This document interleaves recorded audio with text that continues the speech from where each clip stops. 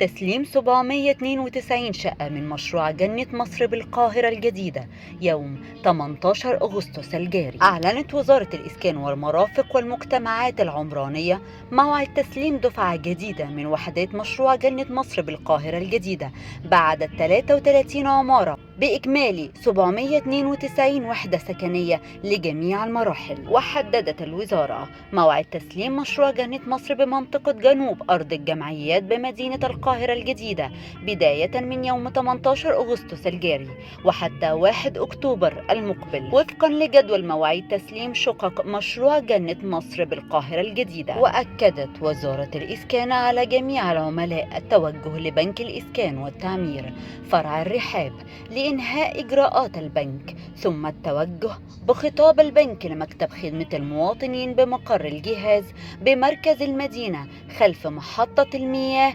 بالتسعين الجنوبي. وطلبت الوزارة من العملاء ضرورة إحضار صورة من الشيكات الموقع عليها، وذلك لتسجيل البيانات بالجهاز واستلام خطاب للموقع لمعاينة واستلام الوحدة. ولا تنسوا الاشتراك معنا ليصلكم كل ما هو جديد. كان معكم بسمة مجدي.